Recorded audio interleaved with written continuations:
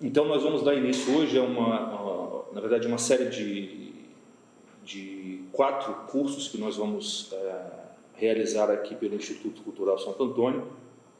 Hoje, especificamente, nós vamos fazer o curso, a primeira aula, a aula de apresentação do curso sobre o poema de Parmênides. Na semana que vem, se eu não estou enganado, nós teremos o curso dado pela professora Laís sobre a decadência da educação no Ocidente. Na semana seguinte, o professor Roberto Varela vai começar um curso sobre as raízes da ideologia de gênero. E na outra semana terá início o curso dado pelo professor Mike a respeito do governo mundial, do globalismo. Então, são 4 cursos que vão se estender aí ao longo dos próximos meses, já que cada curso terá provavelmente uma aula por mês.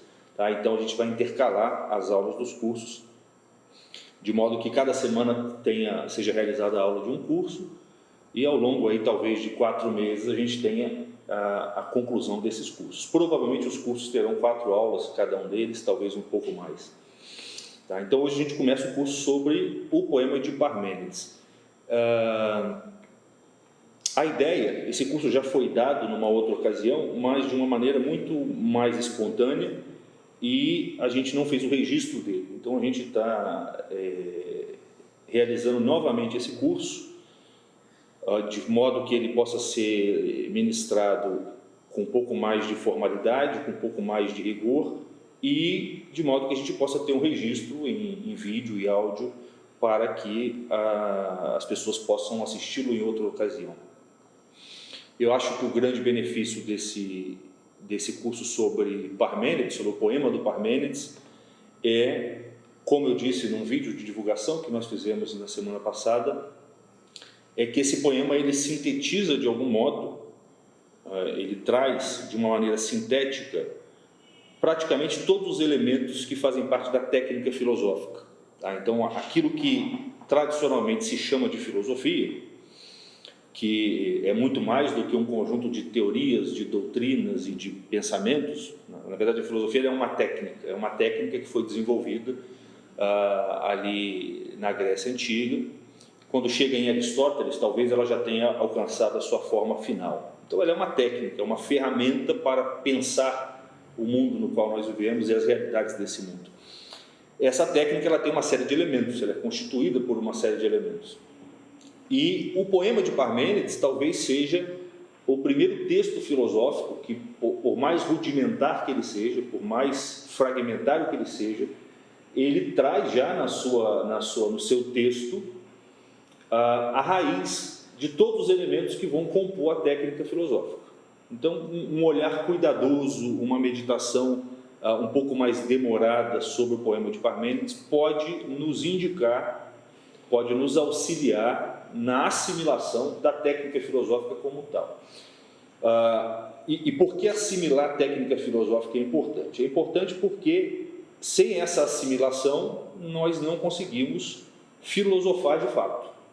Hoje em dia, por exemplo, é muito comum as pessoas, na verdade, não é nem muito comum, é a regra. As pessoas que querem estudar filosofia procuram uma faculdade de filosofia, entram na faculdade, começam a estudar os vários filósofos, as várias épocas, as várias teorias, mas em nenhum momento elas têm contato com a técnica filosófica propriamente dita. Tá? Não existe uma aula que te ensine de fato a filosofar. Eles vão te dar na faculdade um conjunto, um baú cheio de teorias e pensamentos mais ou menos dispersos, mas em nenhum momento vão te dar um instrumento que cada um desses filósofos que originou esses pensamentos utilizaram para justamente formulá-los. E o sujeito sai da faculdade de filosofia com aquela sensação de que se ele for um sujeito lúcido, né, de que ele conhece a filosofia, conhece a história da filosofia, mas ele mesmo não sabe filosofar. Você bota um problema na frente dele e pede para ele fazer uma análise filosófica daquele problema, ele não consegue fazer. Isso de fato é assim. Se o sujeito der sorte, ele pode encontrar, muito provavelmente fora da academia, fora da universidade, algum filósofo vivo que domine a técnica e que possa ensiná-lo essa técnica, seja através do exemplo ou seja através de uma exposição didática a respeito da técnica. Então, a nossa ideia, e isso eu gostaria que vocês que estão acompanhando fizessem um esforço para acompanhar todas as aulas e, se possível, depois assistir às aulas novamente, eu gostaria que vocês fizessem esse esforço, porque se a gente conseguir cumprir com aquilo que a gente está se propondo aqui, vocês vão adquirir, ou pelo menos vão entender qual é o caminho que deve ser percorrido para que se adquira a técnica filosófica, aquilo que de fato poderá fazer de cada um de vocês, se não um filósofo, alguém que saiba filosofar em alguma medida. Nós vivemos numa época onde o número de informações, de doutrinas e de conhecimento que circula na sociedade é muito grande, né? A variedade de informações que circula na sociedade é imensa, nós somos bombardeados por ideias o tempo inteiro, de uma maneira que nunca existiu em nenhum outro período da história. E se nós não temos a técnica para poder discernir no meio dessas várias ideias, aquelas que são verdadeiras e aquelas que são falsas, né, nós sucumbimos à pressão do senso comum, à pressão da mídia, à pressão dos poderes estabelecidos que vão utilizando esse fluxo de ideias para os seus interesses, na maior parte das vezes perversos. E essa técnica que vai te ensinar a discernir a verdade do erro é a técnica filosófica. Tá? A filosofia surge numa época muito parecida com a nossa. Ela surge no momento em que as culturas começam a se encontrar.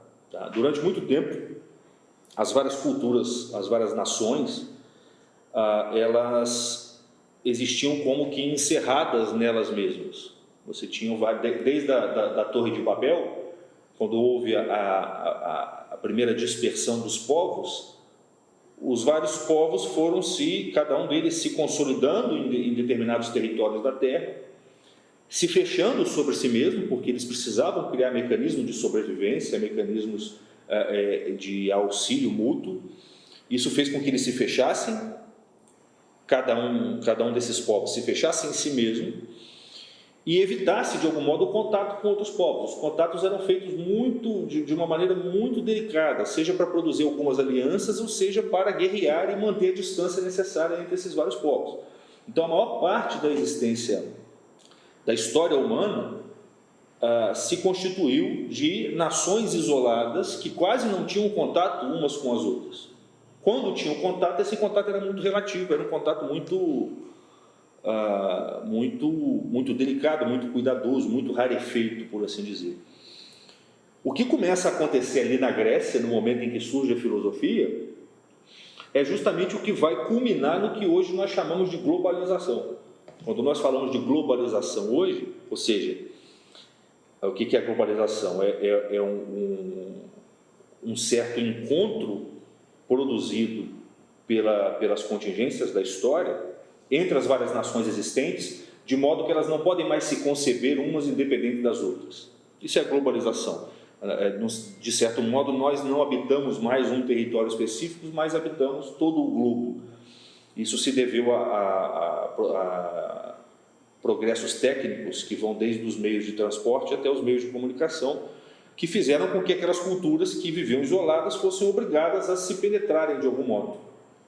Isso que nós chamamos de globalização hoje, e que talvez hoje tenha alcançado o seu ponto máximo, a tal ponto que hoje já se fala de globalismo, que é a tentativa de alguns grupos de estabelecerem um domínio sobre todas as nações.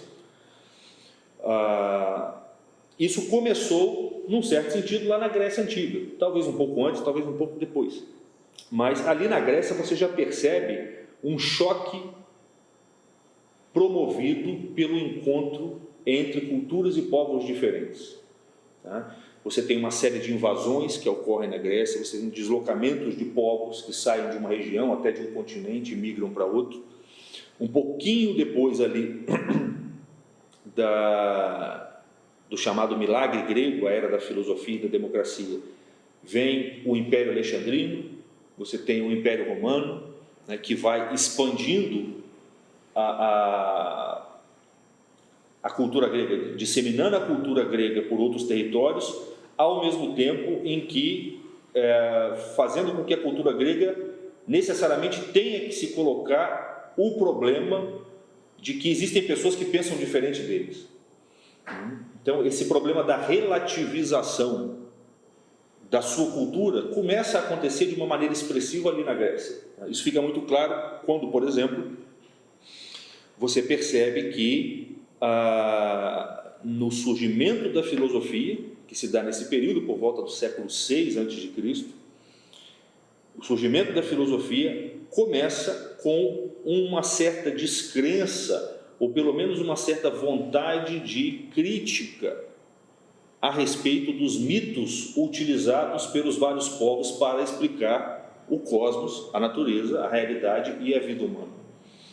Se os primeiros filósofos são famosos por abandonarem o discurso mítico, ou seja, abandonarem a explicação da realidade através de símbolos mitológicos, por assim dizer, e darem início a uma especulação racional, se eles são famosos por isso, e isso é uma coisa que aconteceu muito relativamente, porque eles não abandonam os mitos totalmente, mas existe de fato uma crítica dos mitos operada pelos primeiros filósofos.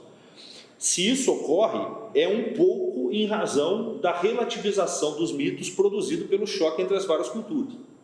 Se um povo que acredita que tem lá um panteão específico de divindades encontra, de repente, um outro povo que tem um outro panteão de divindades, naturalmente eles vão se perguntar, peraí, qual a diferença entre esses deuses?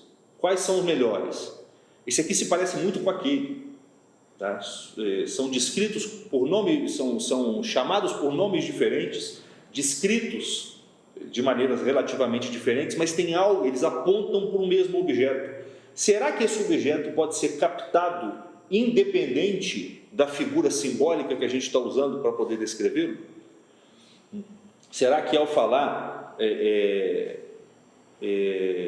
de tal divindade, da divindade A e da divindade B, eu não estou, na verdade, me referindo a algum princípio objetivo que pode ser alcançado utilizando a simples razão, independente dessa simbologia? Então, uma das razões pelas quais a filosofia vai começar a valorizar a atividade racional é justamente a necessidade de superar esse conflito e essa relativização dos mitos e da religiosidade original de cada povo, produzido por esse primeiro encontro entre as várias culturas. Então, as várias culturas se encontram, os mitos se embolam, a religiosidade se mistura, as pessoas naturalmente começam a questionar a validade, o valor desses símbolos, dessas experiências, e de repente aparecem alguns homens muito sábios que vão se propor o quê? Não, vamos tentar purificar os mitos, vamos tentar purificar o conhecimento que cada uma dessas tradições está trazendo, eliminar deles o que eles têm de diferente e deixar sobrar somente o núcleo deles. E vamos tentar dar um tratamento para esse núcleo, vamos tentar tratar esse núcleo comum às várias tradições, utilizando uma ferramenta que todo ser humano tem, uma ferramenta que seja universal a todos os homens, que não dependa justamente da nação ou do território de onde cada povo vem. Essa ferramenta é a razão. Então a razão, ela entra como aquela ferramenta universal, ou seja, que todo homem possui e que pode justamente purificar as várias tradições espirituais existentes nas várias culturas, dos seus aspectos imaginários, simbólicos, contingentes, deixando sobrar somente aquele núcleo inteligível, aquele núcleo racional, compreensível, objetivo, que pode ser destacado pela razão humana e fornecer uma descrição. Aí entra uma palavra que a gente usa muito hoje, mas sem conhecer de fato a origem e o significado profundo dela. Dá um tratamento científico para essas coisas. O que os gregos chamavam de ciência é justamente isso. Você conseguir tratar um dado da realidade, no geral um dado de natureza espiritual, dar um tratamento a esse dado através da razão, ou seja, desnudando ele deixando ele, retirando a roupagem simbólica dele e tentando captá-lo com palavras mais exatas, com palavras mais abstratas, palavras que não tragam a mutabilidade e a indeterminação das imagens que nós produzimos com a nossa imaginação. Quando eu nomeio um princípio cósmico utilizando a imagem de uma divindade, certo? Existe um resquício imaginário que eu estou colocando ali naquele princípio. Esse elemento imaginário me ajuda a compreender aquilo. Mas no momento em que esse resquício imaginário entra em conflito com outros elementos imaginários de outras culturas, eu preciso passar uma peneira nisso. Essa peneira vai ser a própria racionalidade. E como que a racionalidade vai destacar o elemento comum a essas duas apreensões imaginárias do real? Ela vai destacar através de um procedimento abstrato que vai gerar aquilo que nós chamamos de conceito. Então, os filósofos, eles introduzem dois elementos a princípio: o uso da razão e a utilização de conceitos para apreender aquilo que antes era apreendido através de imagens simbólicas e mitológicas. Tá?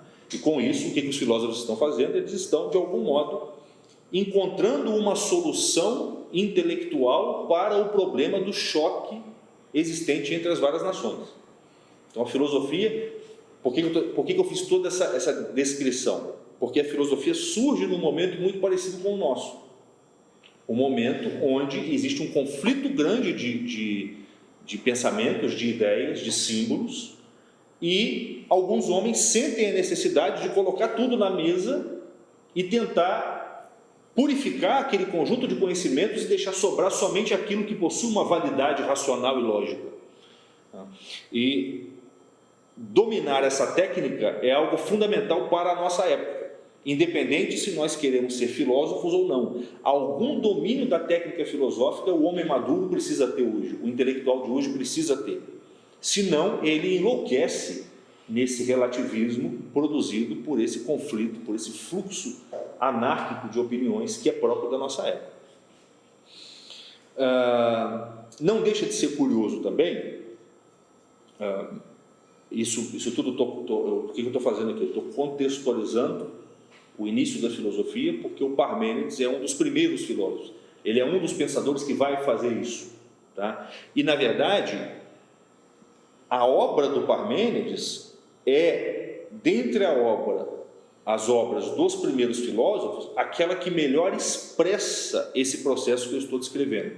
Ali fica muito claro, tá, a passagem de um pensamento puramente simbólico para um pensamento racional e lógico de caráter um pouco mais universal, sem que se abra mão totalmente do elemento simbólico. Nós veremos isso ao longo do curso, como que a filosofia, apesar de purificar a mitologia, de purificar o pensamento simbólico, ela se vê obrigada a reutilizar também esse pensamento simbólico, mas de uma maneira um pouco mais prudente, por assim dizer, menos idólatra.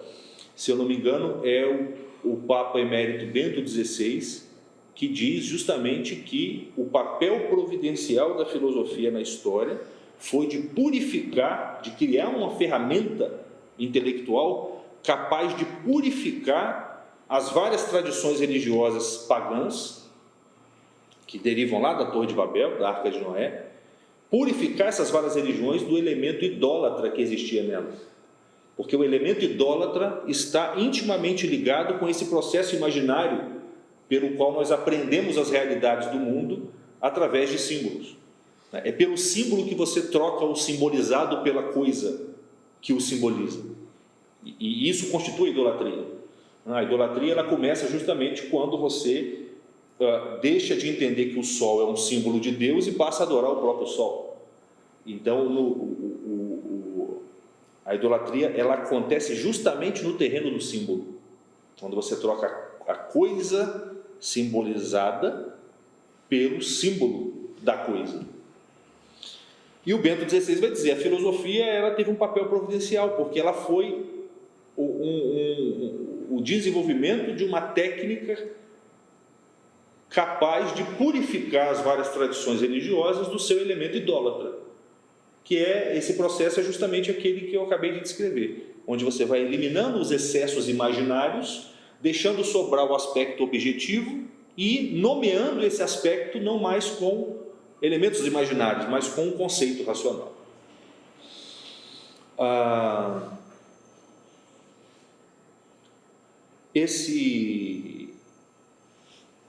Não deixa de ser curioso que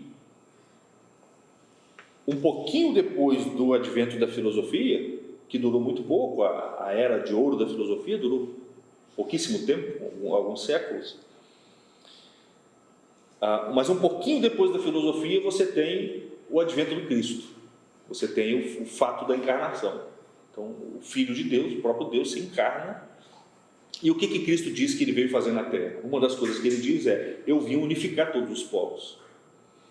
Se a gente lê as profecias do Antigo Testamento, todas elas, Deus anuncia pela boca dos profetas que ele enviará o seu Filho, que será o pontífice por excelência, o sacerdote por excelência, para unificar aquilo que foi disperso na Torre de Babel. Então, um dos papéis essenciais do cristianismo é o quê? Reunir aquele rebanho que foi disperso em torno de um único pastor, que não é o sacerdote desse ou daquele povo, mas é o sacerdote universal, que é o próprio Cristo, o próprio Deus.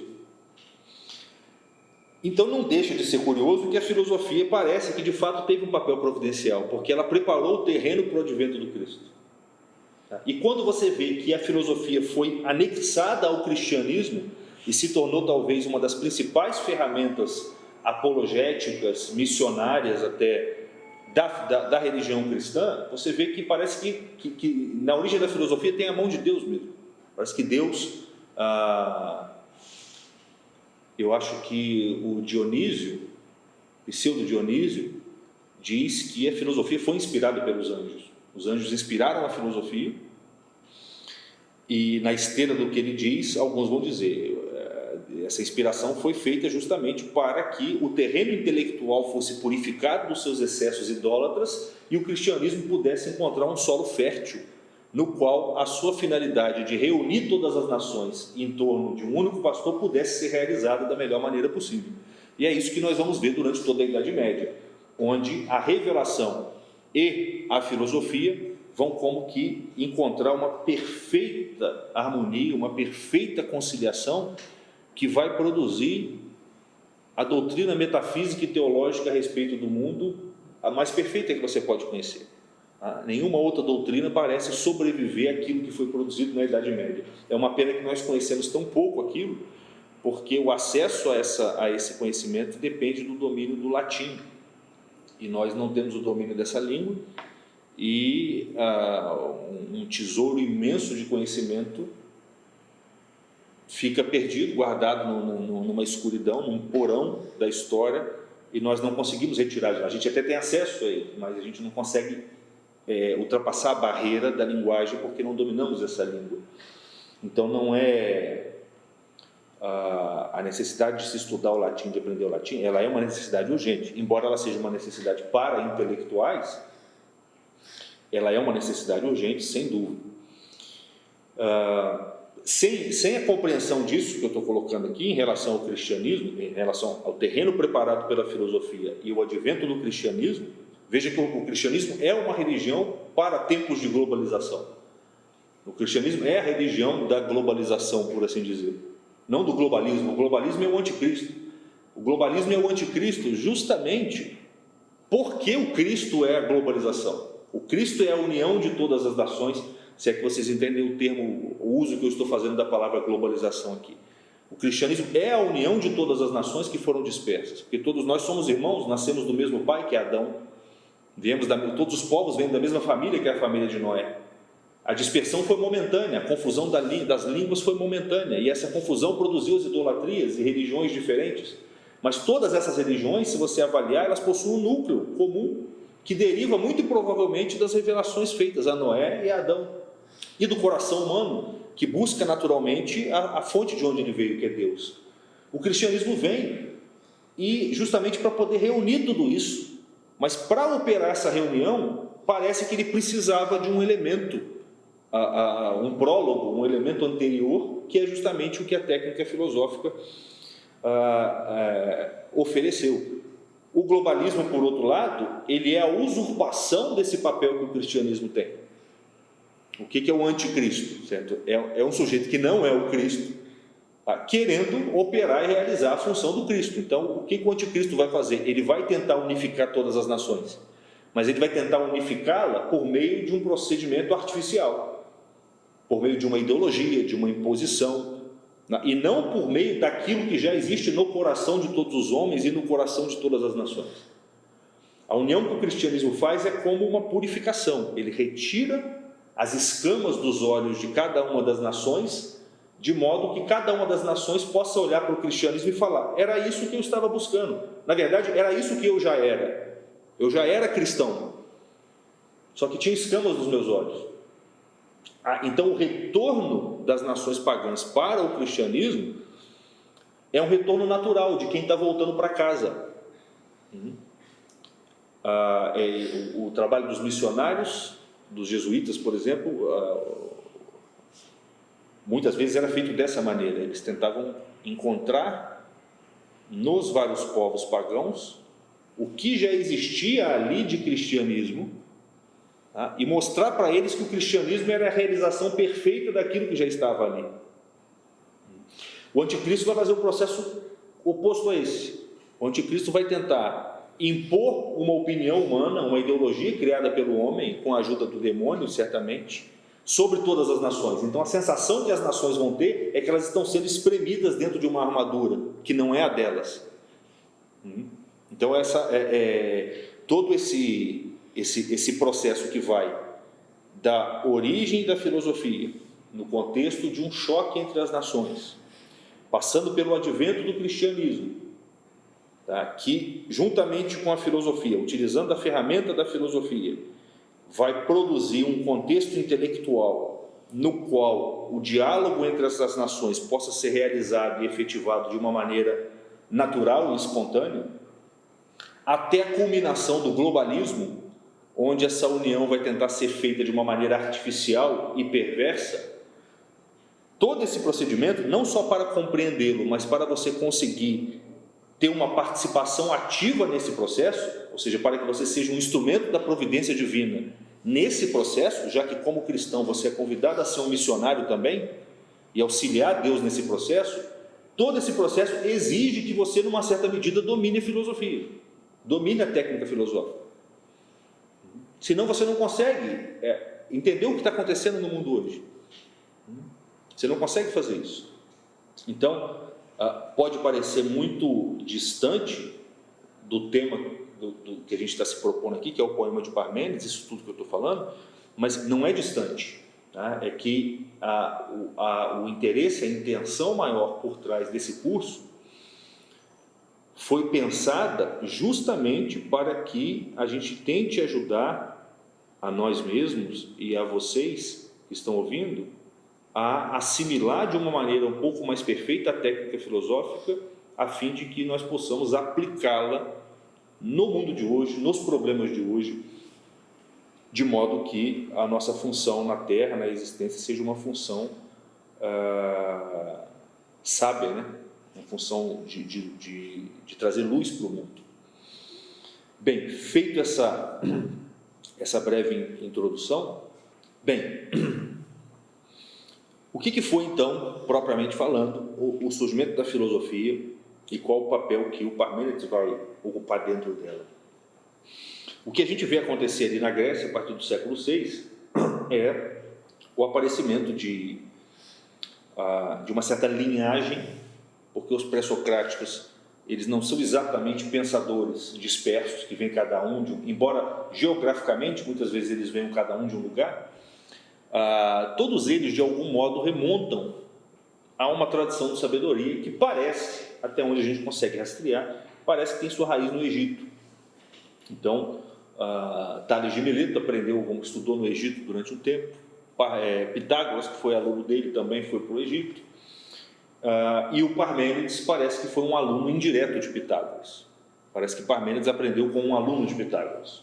Então existe uma tradição, muitas vezes ela é chamada de pitagórica, mas ela vai além do Pitágoras, porque o próprio Pitágoras aprendeu essa tradição, por um lado, do Tales, por outro lado, lá no próprio Egito. Então veja que a filosofia, a originalidade dela não está no fato de que aqueles pensadores descobriram a busca da verdade. A busca da verdade sempre existiu na vida humana, em todas as nações, em todas as épocas. Eu me lembro que quando eu comecei a estudar filosofia, é muito comum nos livros de filosofia você encontrar a seguinte descrição da origem da filosofia. Antes da filosofia, os homens eles não explicavam a realidade cientificamente. Eles inventavam mitos, historinhas fantasiosas para poder explicar aquilo que eles não conheciam. Então, tudo que veio antes da filosofia era, por assim dizer, mentira. Eram ilusões, fábulas criadas pela mente humana. Na Grécia Antiga, pela primeira vez, alguns homens começaram a se perguntar qual é a razão das coisas. Por que isso é assim? E não adianta falar que é porque Deus, Zeus, ou sei lá quem, quis que fosse assim. Eu quero saber qual é a causa concreta e objetiva disso aqui, a causa lógica disso aqui. É muito comum a gente ler nos manuais de filosofia, principalmente no ensino médio, quem aprendeu filosofia no ensino médio provavelmente aprendeu dessa maneira, a ideia segundo a qual é na filosofia grega que começa pela primeira vez uma busca legítima pela verdade. Essa ideia é equivocada pelo simples fato de que o aparecimento da filosofia não é uma coisa espontânea, ela surge de dentro de uma tradição espiritual já existente. E o tempo todo os primeiros filósofos estão se remetendo e fazendo referências, alusões às tradições de onde eles vieram. Então você vê Platão falando o tempo inteiro do Egito, tá? Você vê o próprio Parmênides, nós veremos, fazendo referência às divindades, fazendo referência às deusas gregas, e assim por diante. Então, o fato da filosofia ter surgido dentro de uma tradição, não de uma, mas de várias, na verdade, porque os primeiros filósofos aprenderam no Egito, mas naquele contexto ali você tinha a religiosidade grega, você tinha a religiosidade persa, de modo que a filosofia surge dentro de um contexto de tradições espirituais que já existiam e que já buscavam a verdade através de alguns procedimentos legítimos, entre os quais o pensamento mítico. Então a mitologia é uma maneira específica e legítima de você buscar o mesmo objeto que a filosofia quer buscar. O que os filósofos buscam não é algo diferente daquilo que as várias religiões buscam. É a mesma coisa. O que a filosofia busca e o que as várias religiões buscam é a mesma coisa. É a verdade, é Deus em última instância. Mas buscam de maneiras diferentes. Então, a originalidade da filosofia não está no objeto que ela busca, mas no meio pelo qual ela vai buscar esse objeto. O que não existia nas religiões antigas era uma autonomia da razão na busca do conhecimento. Não que eles não utilizassem a razão e não que a mitologia não fosse um discurso racional sob certo aspecto. Senão ela não teria eficácia, senão ela não faria sentido nenhum. Tá? O que acontece é que a racionalidade humana, a razão humana, não havia sido destacada suficientemente como faculdade capaz de investigar a realidade. Ela era utilizada muito mais no sentido prático do que no sentido propriamente de uma especulação metafísica, de uma especulação sobre a origem e a finalidade das coisas. Tá? A origem e a finalidade das coisas era explicada por mitos que eram transmitidos tradicionalmente e que remontam provavelmente às revelações mais antigas e às especulações humanas feitas ao longo dessa transmissão. O que então que diferencia de fato esses primeiros filósofos dos sacerdotes, membros das tradições, onde os próprios filósofos aprenderam alguma coisa do que eles estavam fazendo. A diferença é, justamente, eles vão começar a dar uma ênfase maior na utilização da inteligência, do intelecto, da razão, da lógica. Isso é o ponto fundamental, o fator fundamental que diferencia a filosofia das especulações espirituais, das tradições espirituais antigas. Uma ênfase na razão. Justamente por isso, a filosofia vai poder se adaptar e ser utilizada por todas as tradições religiosas, como de fato aconteceu. Todas as tradições religiosas vão colher algum fruto da filosofia. O cristianismo é aquela que vai colher isso de uma maneira mais profunda. O cristianismo realmente casa com a filosofia. Mas todas as outras religiões vão se utilizar da filosofia. Por quê? Porque ela é simplesmente o desenvolvimento de uma faculdade que todo ser humano tem e que já estava presente de forma seminal nas especulações míticas das religiões antigas. Então, quando você estuda a origem da filosofia, você vê uma coisa muito curiosa,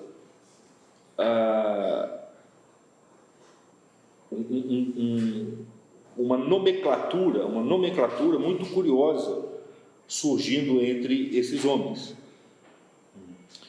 Todos esses homens, esses primeiros filósofos, que são chamados de pré-socráticos, eles eram eles eram muito parecidos com os sábios e profetas das religiões antigas. O primeiro filósofo mundano, por assim dizer, foi Sócrates. Sócrates era um sujeito de vida ordinária e que começou a praticar filosofia. Os primeiros filósofos, aqueles que vieram antes de Sócrates, eram todos sábios, que tinham uma vida recolhida, uma vida ascética, de eremita, viviam em cavernas, etc. Eram pessoas muito próximas do que são os monges, por exemplo, os eremitas. Esses primeiros pensadores, os pré-socráticos, eles vão começa a aparecer no meio deles a ideia de um tipo de vida diferente dos tipos de vida que existiam em torno deles até então. Se você pensar nas cidades gregas, nas comunidades gregas ali que existiam em torno do Mediterrâneo naquela época, a maior parte delas era de caráter militar. Tá? Eram sociedades a ênfase, a casta dominante, por assim dizer, era a casta militar. Então, os homens eram educados para quê? Para serem guerreiros, para serem pessoas corajosas, para serem conquistadores, daí toda aquela história de conquista e expansão marítima que tem naquele período.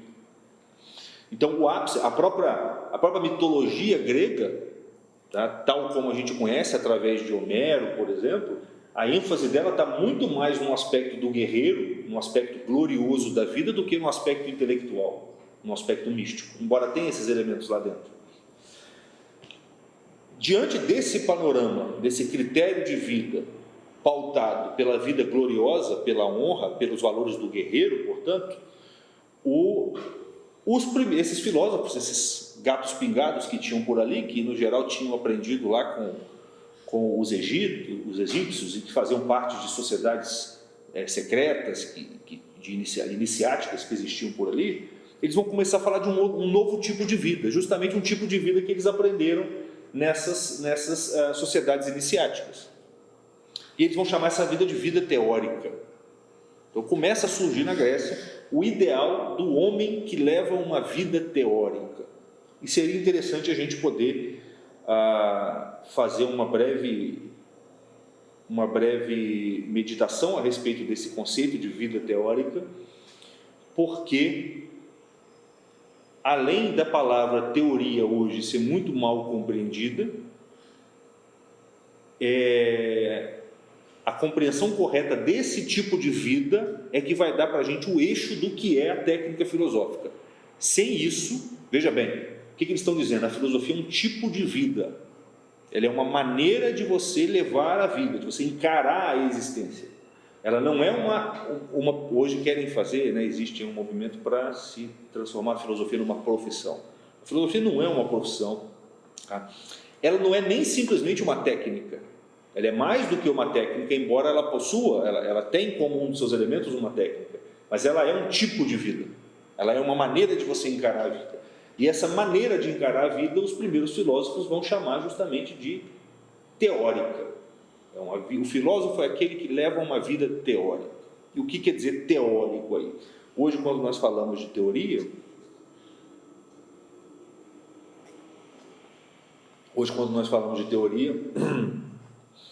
nós pensamos numa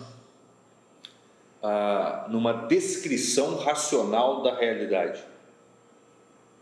Alguém pega... Os alunos adoram dizer, muitas vezes, eles chegam e falam assim: professor, eu quero estudar filosofia porque eu tenho umas teorias aqui na minha mente. Então, o que ele está querendo dizer? Eu tenho na minha mente uma descrição, uma explicação para as coisas. Então, hoje nós entendemos uma teoria como alguma explicação que pode ser descrita, numa linguagem específica, a respeito de alguma coisa. O que os gregos chamavam de vida teórica ou de teoria não tem nada a ver com isso. O que os gregos chamavam de teoria, a gente pode compreender bem se a gente for olhar a raiz da palavra teoria. A palavra teoria traz na sua composição o termo tel. Tel, que nós traduzimos geralmente por Deus, significa visão. Visão. Deus é aquele que vê. E tel significa visão.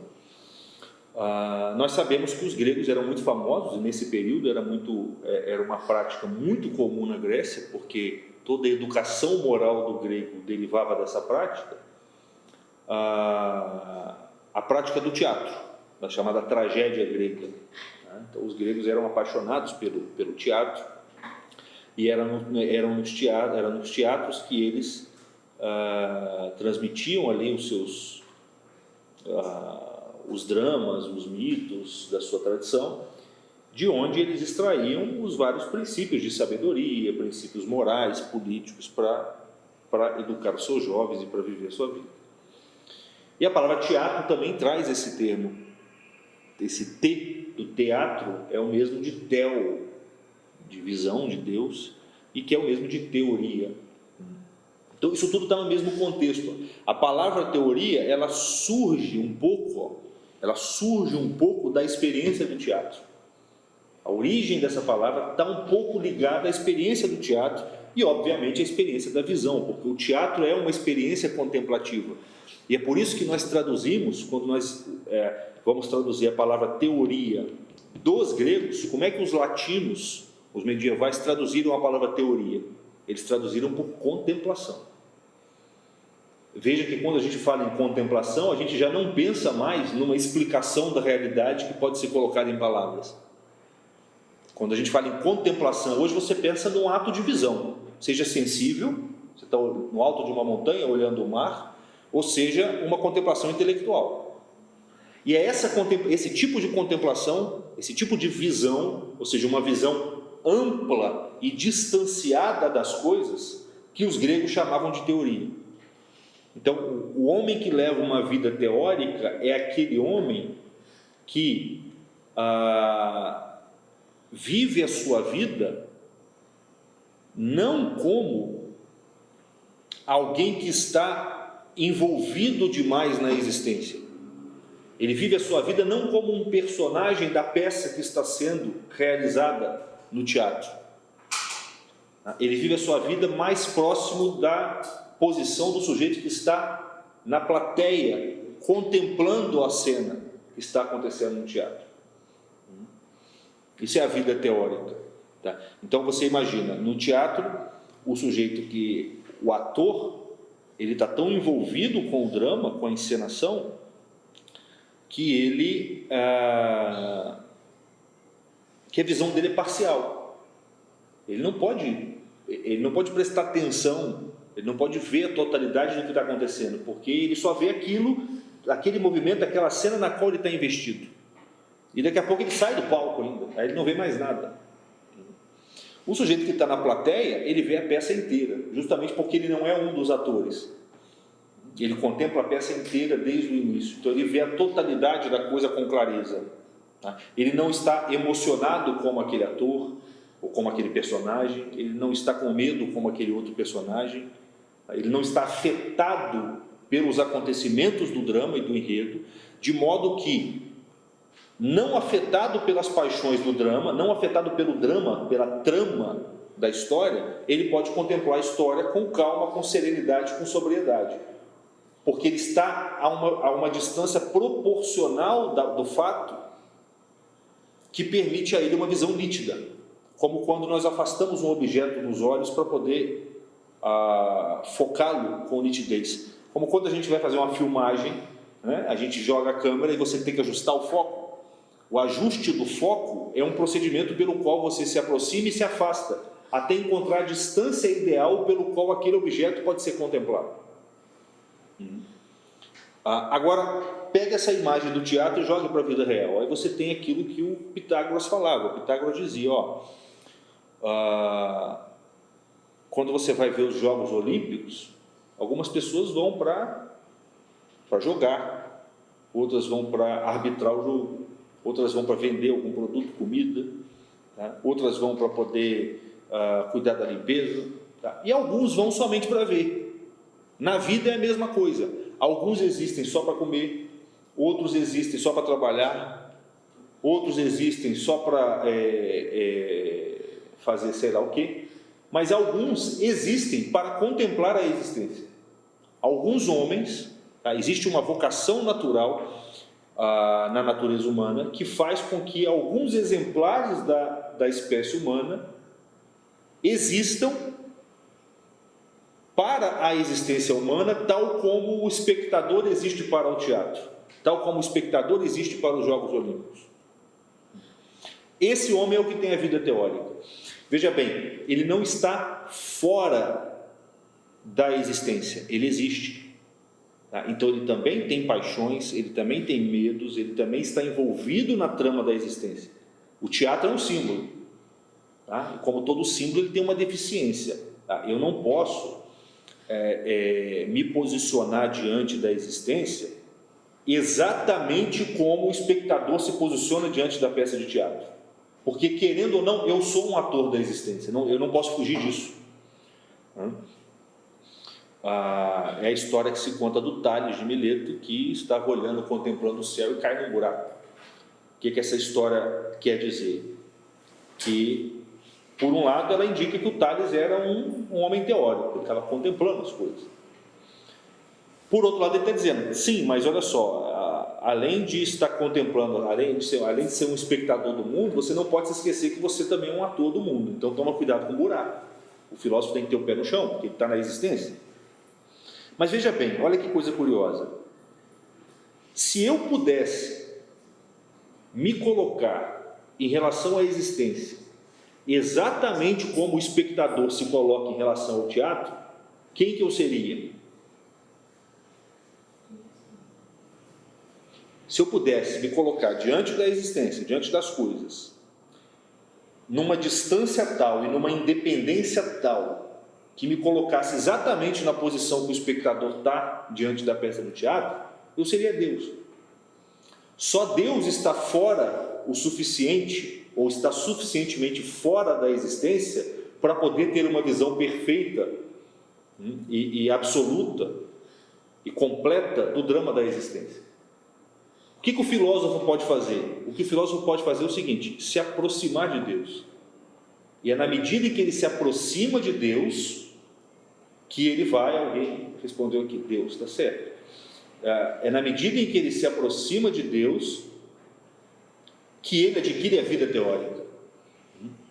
Então, os filósofos vão dizer, a vida teórica, então, na verdade, ela é uma aproximação da vida divina.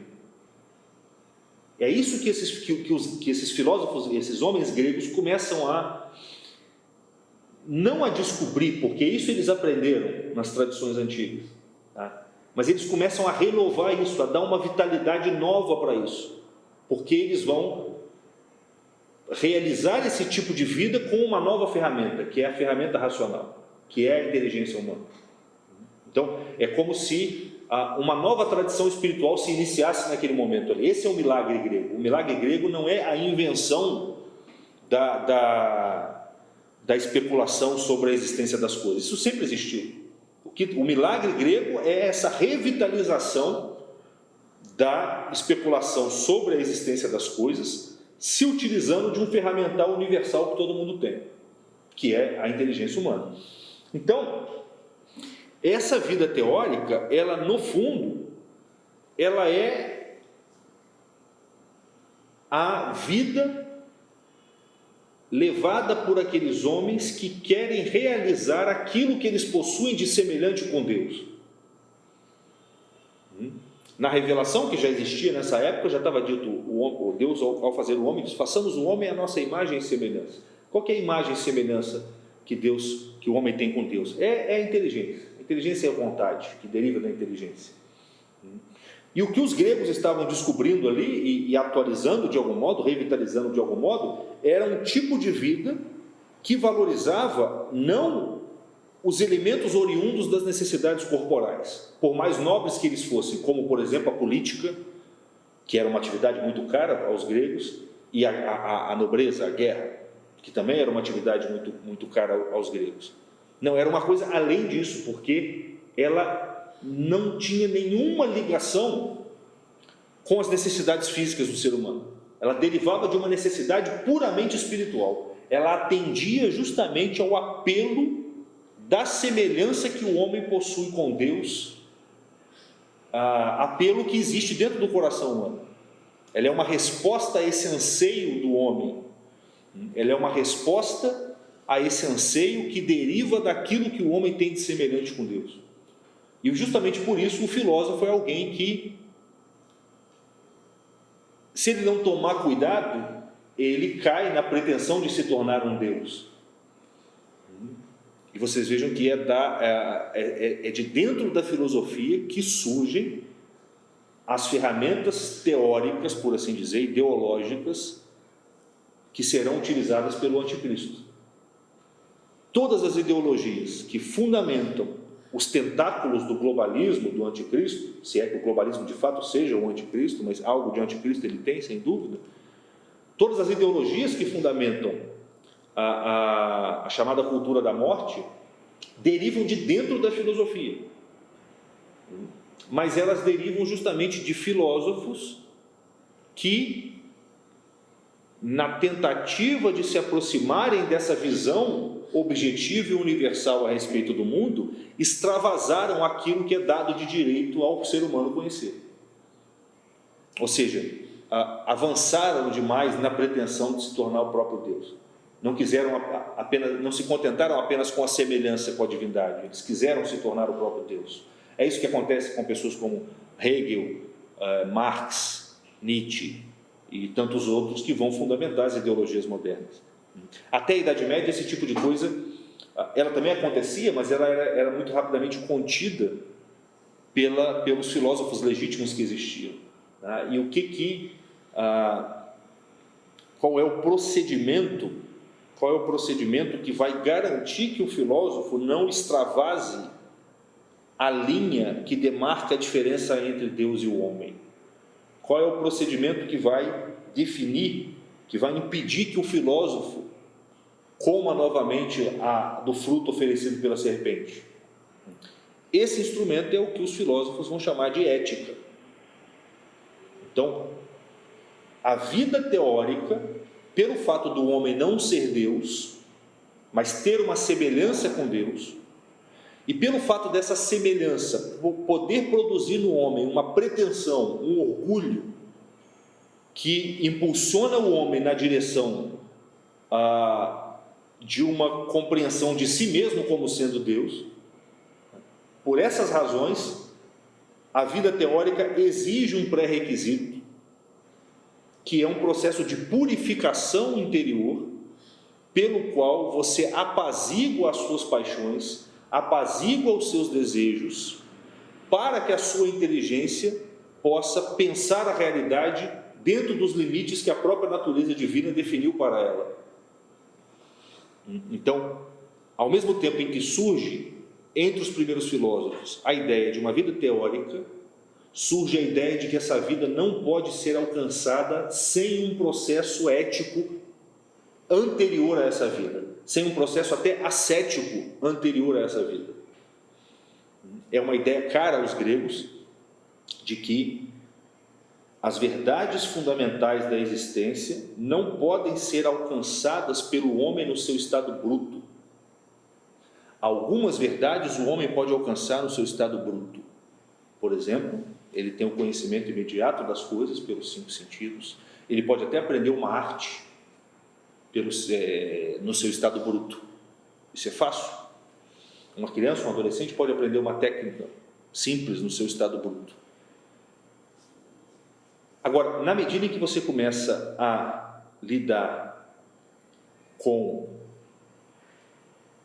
você começa a mexer com aquela semelhança que você tem com Deus, você começa a mexer com essa arma poderosíssima que Deus te deu, que é o seu espírito, a sua inteligência.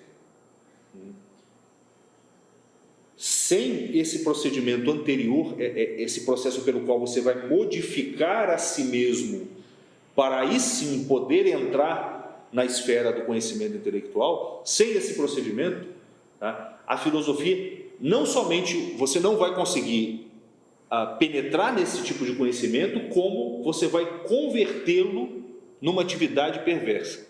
Você vai convertê-lo numa atividade prejudicial aos homens, que vai acabar condenando a sua própria alma e a alma de todos os seus de boa parte dos seus semelhantes.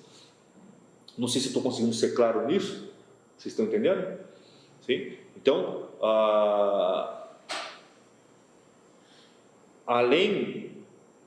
não basta somente alimentar essa semelhança que nós trazemos dentro de nós e que nos aproxima de Deus.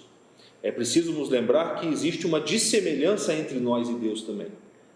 E essa dissemelhança, se não for tratada antes de nós alimentarmos a semelhança, ela vai converter a busca pela verdade numa pretensão de ser o dono da verdade. Na verdade, cuidar dessa dissemelhança é o primeiro passo para você alimentar a semelhança que você tem com Deus. Esse processo de purificação é o primeiro passo para você caminhar na direção de Deus. Então, a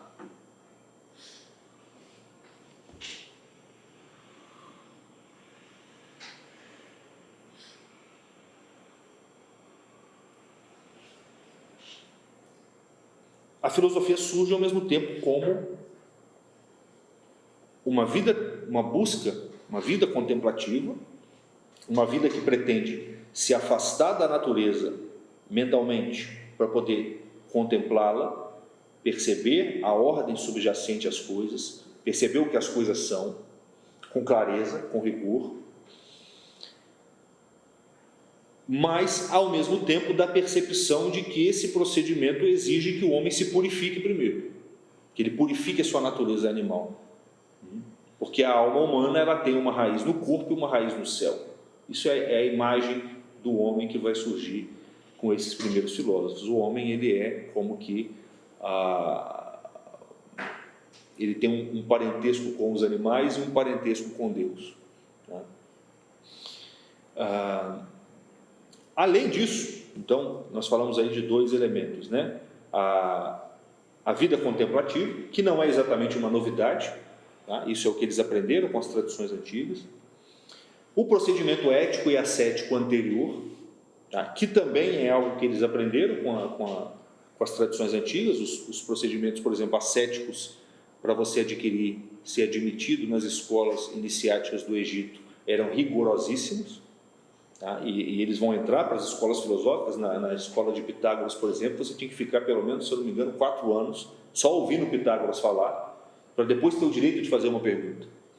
Obviamente é um exercício de humildade, de mansidão, de paciência. Hoje você entra numa sala de aula, você não pode, o professor tem que ficar pisando em ovos, porque qualquer coisa que você fala tem um sabichão, um engraçadinho, no auge dos seus 14 anos, achando que sabe mais do que o professor. Como muitas vezes sabe, porque muitos professores, apesar de terem lá os seus 30, 40 anos, têm a mentalidade dos 14 anos, a gente fica numa situação difícil, porque a confusão é tão grande que quase que impossibilita uma aula, uma verdadeira aula de filosofia, a escola de hoje, né? Mas além desses elementos, você tem o elemento propriamente filosófico, que é justamente o cultivo da razão, o cultivo da lógica, o cultivo de um discurso abstrato, conceitual, tá? Seja para expressar corretamente o objeto contemplado, o objeto da teoria, tá? Seja para compreender corretamente a estrutura da alma humana e realizar esse procedimento ascético. Então, a razão, ela vai ser justamente o instrumento que o filósofo vai usar para contemplar o mundo e contemplar a si mesmo. Daí os dois grandes objetos de contemplação do filósofo, o cosmos e o homem, para que ele possa compreender assim o lugar do homem no cosmos, qual é a função do homem dentro do cosmos. E nesse processo de compreender o cosmos e de compreender a si mesmo, o que ele está fazendo no fundo é compreender Deus, que é a grande sabedoria dentro da qual o cosmos e o homem estão colocados, e que por estarem colocados dentro dessa sabedoria, refletem algo dela, de modo que o homem, se utilizando daquilo que ele tem de semelhante com Deus, pode penetrar a estrutura da natureza e a partir dessa penetração chegar até Deus, ou até mesmo penetrar a estrutura da sua própria alma e através dessa penetração interior chegar até Deus. Então, isso é o panorama geral do que nós poderíamos chamar aqui de o milagre grego. A gente vê que esse milagre ele é muito menos, vamos dizer assim, pretensioso do que geralmente se diz. O que ele vai ter ali, de fato, de diferencial em relação às tradições espirituais antigas é esse destaque dado para a razão humana. Obviamente, esse destaque vai produzir um efeito muito curioso, que é o seguinte: quando você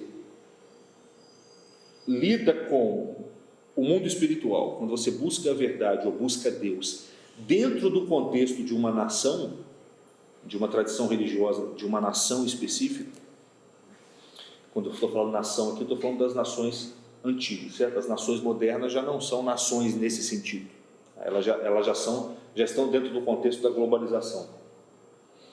Mas quando você busca o conhecimento dentro de uma nação, dentro do contexto de uma nação, ou seja, por uma via religiosa, que é o espírito daquela nação, daquela tribo, daquele povo, naturalmente e necessariamente o seu caminho para Deus vai ter que passar pela sociedade, pela posição que você ocupa dentro daquela sociedade e pelos elementos culturais próprios daquela sociedade.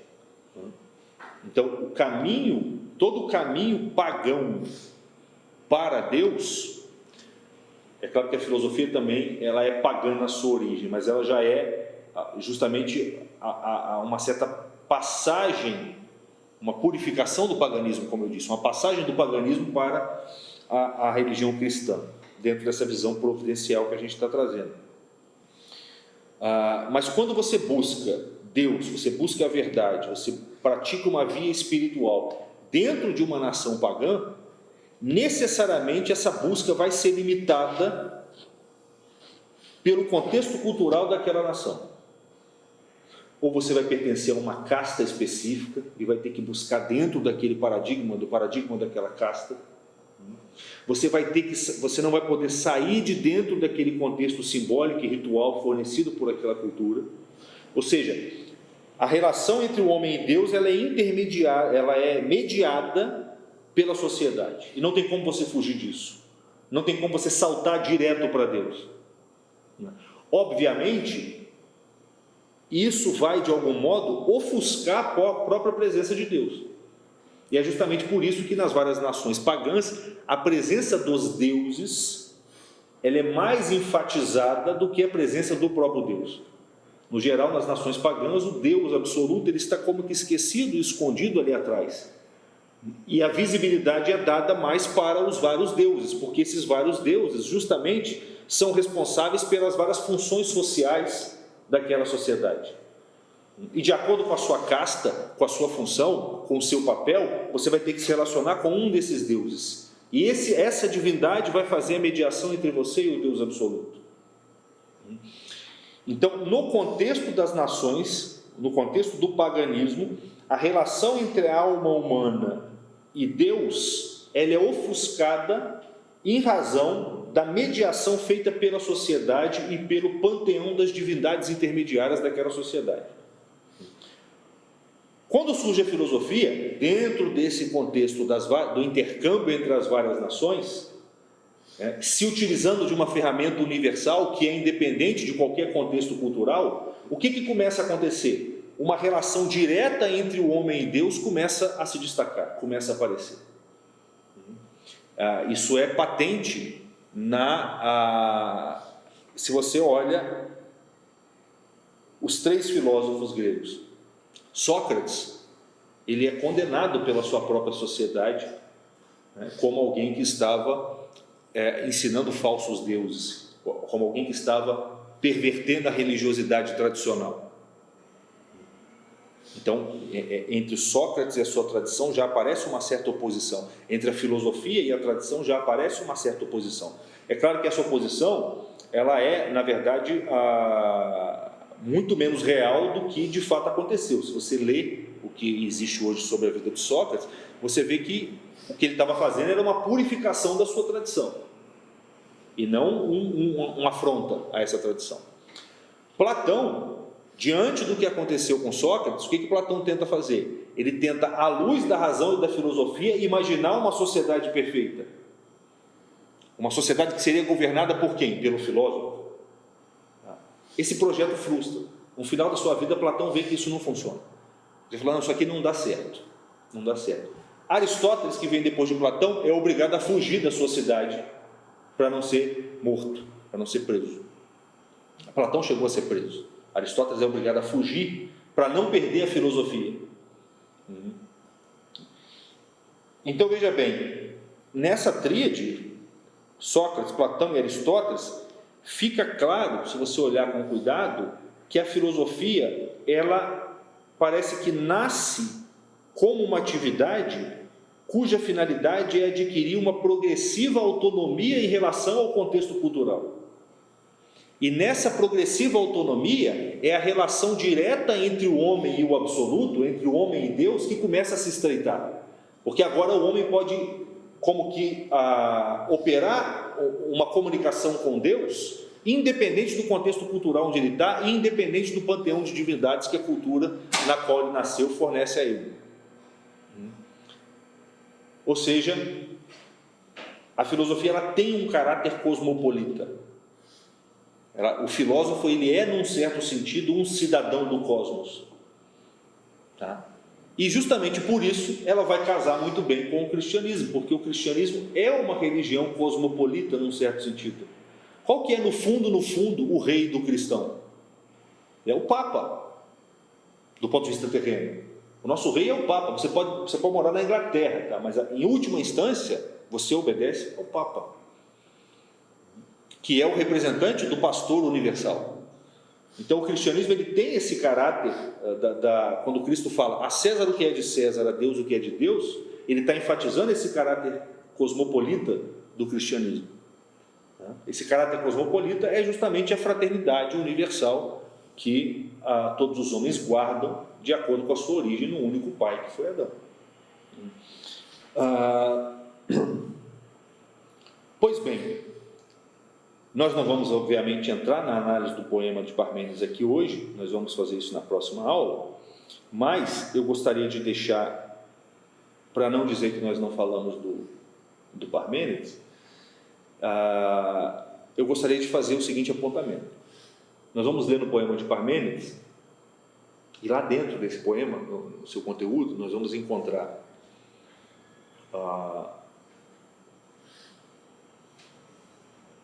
um trecho desse poema que é um discurso mítico, ou seja, é a descrição de um drama, de uma pequena história, é um enredo mítico, que fala do encontro que o próprio Parmênides teve guiado por algumas deusas, por algumas divindades, com uma deusa específica que lhe transmite um conhecimento.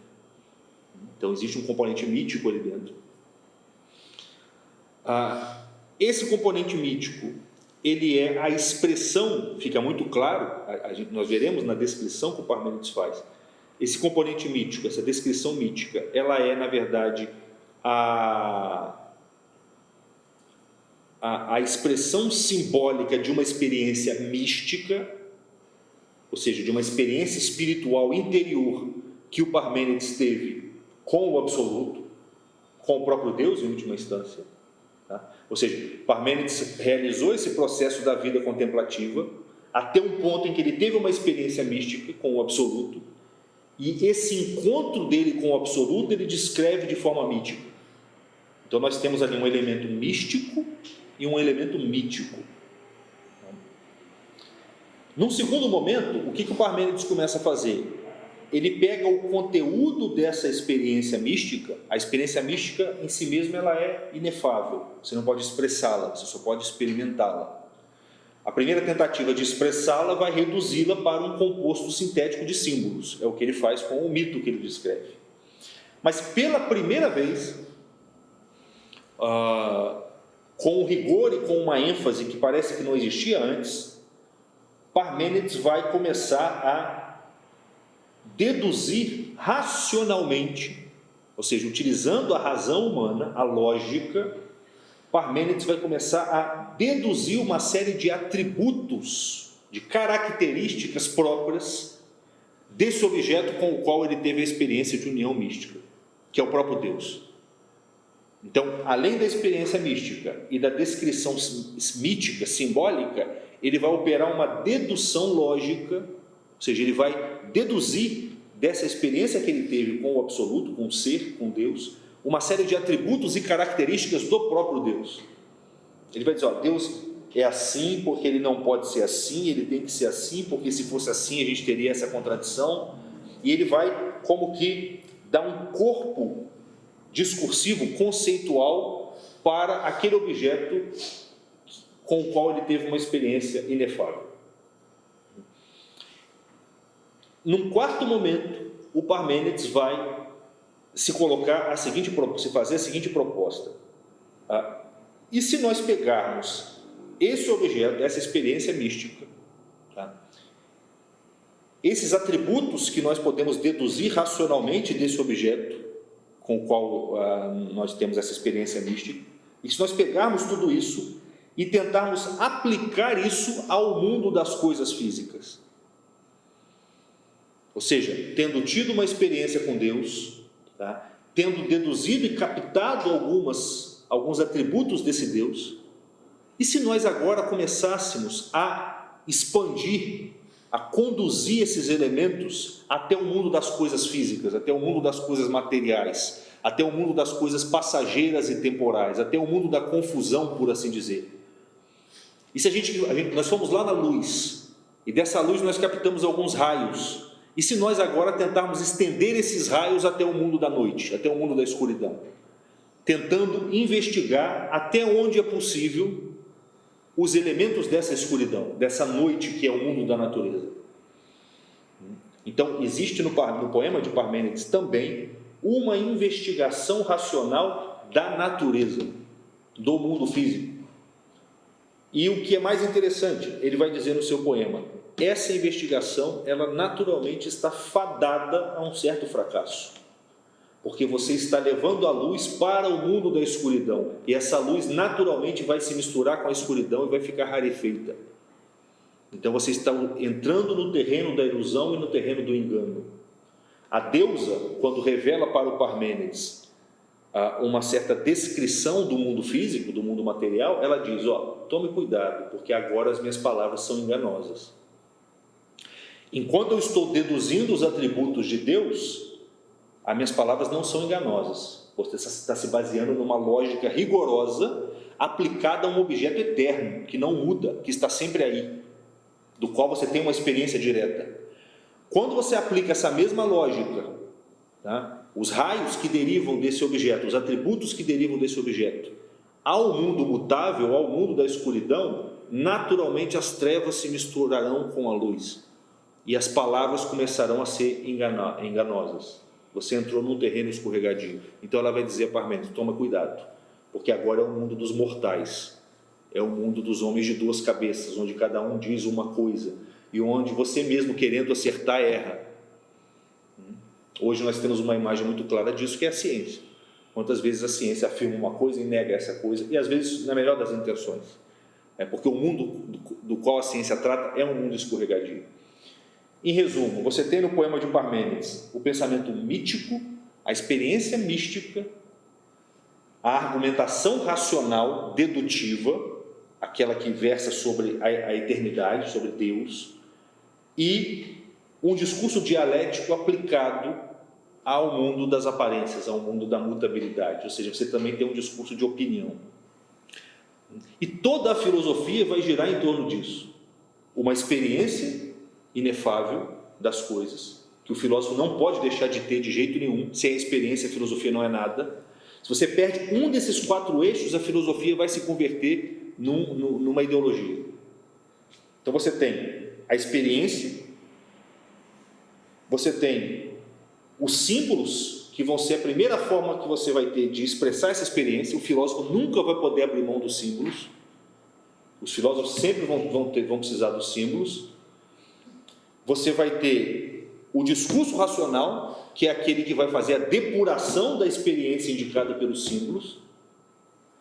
E você vai ter o discurso dialético, o discurso da opinião, da razoabilidade, que é aquele discurso que você vai se utilizar para tentar tratar das coisas passageiras e contingentes do mundo. É o mundo da opinião, o mundo da ciência política, o mundo da investigação daquelas coisas mais arbitrárias e mais indeterminadas do mundo.